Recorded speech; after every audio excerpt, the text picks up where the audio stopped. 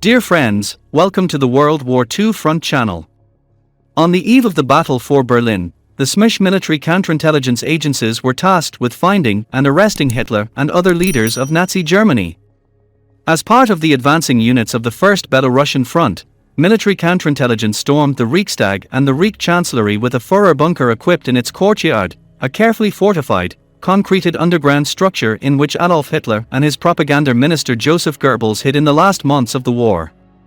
After the capture of the Führer bunker on the 2nd of May 1945 and the detention by the Smish authorities of the SS men who were in the bunker and tried to escape from Berlin, a painstaking collection of information about the possible locations of all the top leaders of the Third Reich began.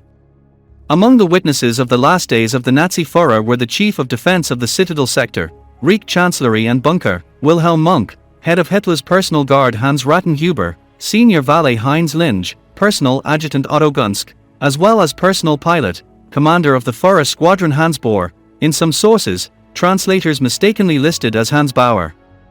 Their repeated interrogations about the circumstances of Hitler's death have been preserved in the materials of the Central Archive of the FSB of Russia, the State Archive of the Russian Federation, as well as in individual investigative cases in which they were held as war criminals.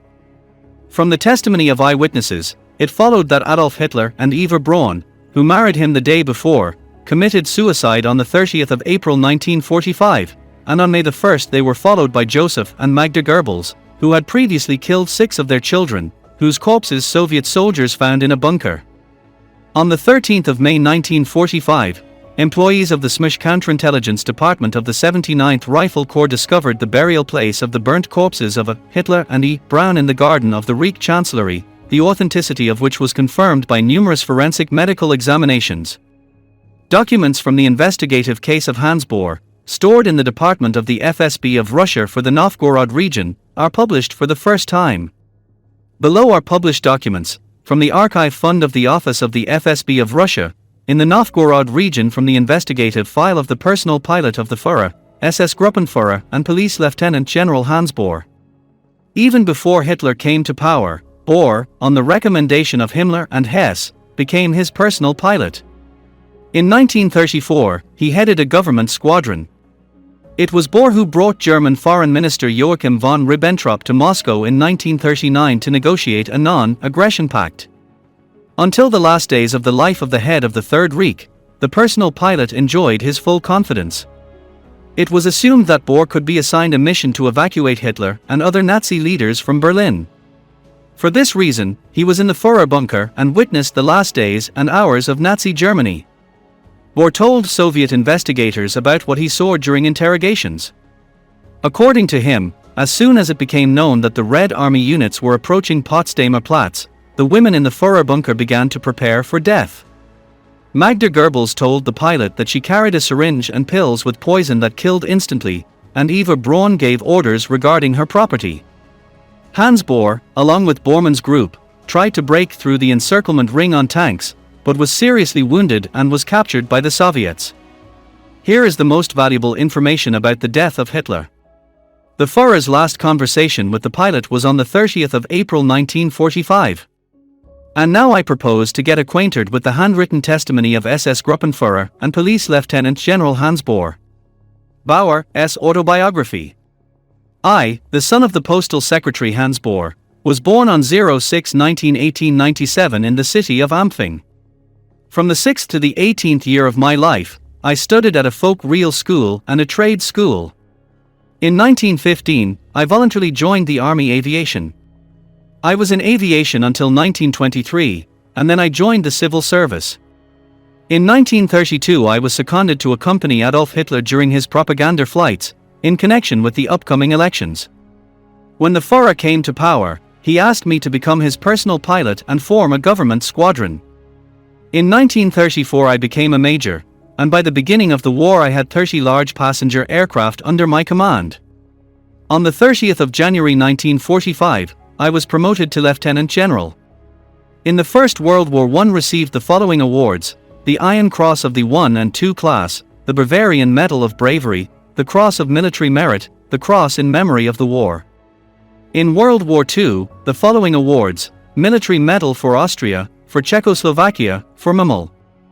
Receiving other awards both to me and to my subordinates in the squadron was delayed on the instructions of the Führer, so as not to act as in the First World War, when people close to the leadership receive awards first.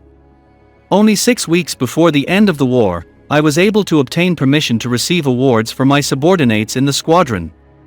The Führer had to make an assessment of my military achievements during the war after its end. From various government officials, I received the following awards for flights performed in these countries: the Finnish Order of the White Rose, the Finnish Cross of the First Class to the White Rose, the Hungarian Cervical Order, the Military Cross of the First Class, the Romanian Cervical Order, as a distinction, Crown of Romania, 2 Bulgarian Cervical Orders and 1 Order of Military Merit with a Star, the Yugoslav Cervical Order with a Star, the Order of Military Merit of the King Forgot his last name, the Order of the Crown of Italy. Hans Bohr on the 1st of October 1945. Page 1, Top Secret. Handwritten testimony prisoner of war of the former SS and Police Obergruppenführer, Lieutenant General, Hitler's personal pilot and commander of the air squadron of the Supreme Headquarters of Germany Bohr Hans.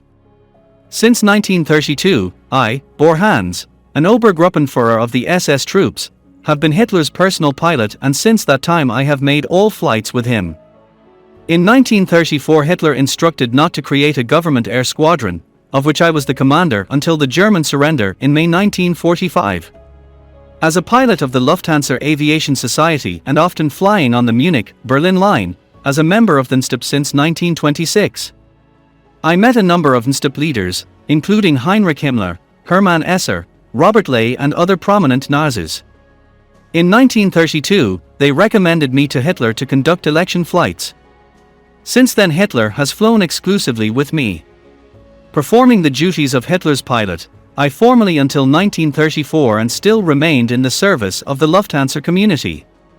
In 1934 he was enlisted in the SD, Security Service, group under Hitler, which was headed by SS Lieutenant General Hans Rattenhuber. Recently I had the rank of SS and Police Obergruppenführer, which corresponds to the rank of Lieutenant General and reported directly to Hitler. While trying to break out of the encircled Berlin, I was wounded and captured on the 2nd of May 1945 in the district of the Stettin railway station in Berlin. Only once in 1940 Hitler did not fly with me, having flown from Munich to Berlin, since at that time I myself was flying to Moscow with Minister Ribbentrop, and Hitler was in a hurry to meet Ribbentrop returning from Moscow, in order to hear his report on the results of the negotiations. In my work, I often had to be with Hitler not only during flights, but also during lunches, dinners and vacations. These lunches and dinners were usually attended by the narrowest circle of persons, consisting of Hitler's aides, der Camp of some leading persons, including Imperial Minister Goebbels, Reichsmarschall Göring, Reich Chancellor Bormann and others. Sometimes individual ministers and Gauleiters, rarely generals and other military men were invited to dinner. At the end of 1943 Hitler stopped eating at the common table because there was a suspicion that there was a traitor among the inner circle, and individual statements at the table became public. It was established that the enemy intelligence became aware of the facts known to the narrowest circle of people. By the end of 1944 a mood of mutual distrust prevailed in the headquarters. Page 2. Being at Hitler's headquarters all the time, I was aware of the main events that took place immediately before the final collapse and complete surrender of Germany. In early January 1945, Hitler moved to Berlin from Rastenburg, East Prussia, after the start of the offensive on the Western Front. He remained in Berlin constantly, leaving only once in mid-March 1945. In the direction of the city of Fürstenwald for inspection of military units. He returned to Berlin the same day a few hours later. At the time of Hitler's return to Berlin, I myself was in the city of Munich with my family and was summoned to Berlin on January 8–10, 1945. While in Berlin, Hitler became even more distant from us and became more and more withdrawn, staying away from everyone and spending all the time in his shelter. During the day, he usually went out for 1 to 2 hours in the garden to walk the dog. The schedule of his work in Berlin was as follows: in the morning at 9 o'clock newspapers were brought to him and the working day began. The discussion of martial law took place in the afternoon at 16 o'clock and at 1 o'clock in the morning. At night at 3 o'clock we drank tea, after which he still worked from 4 to 6 in the morning and then slept until 9 o'clock. I was called to Hitler only when I was given a flight assignment, or if they wanted to get a certificate from me about the duration of the flight to a particular place. Field Marshal Milch usually reported to Hitler on aviation issues. Orders for the air fleet were transmitted through Göring or his chief of staff, or through Hitler's aviation adjutant Colonel von Beloff. If Hitler had any doubts about the technical issues of aviation, then he asked me about them. I myself did not report on aviation news, because one day I received a big scolding from Göring for reporting to Hitler about some aviation innovations before him. Sometimes I was present at the last night tea, but then little was said about the war, since Hitler liked to talk about other topics during his rest hours. During his stay in Berlin, Hitler always maintained the appearance of optimism and confidence in the victory of Germany. Most of all, he liked it when Minister Speer or General Architect Giesler showed him models of new buildings for Berlin, Munich or Hamburg. He spent hours looking at them, gave all kinds of instructions, expressed his comments and wishes. Back in January and February 1945, such discussions were often held so that others, including myself, despite the deteriorating situation, thought that things were not so bad, and since Hitler was dealing with future construction, it meant that we could not lose the war. Dear friends, that's all for today. It was Tim, and goodbye.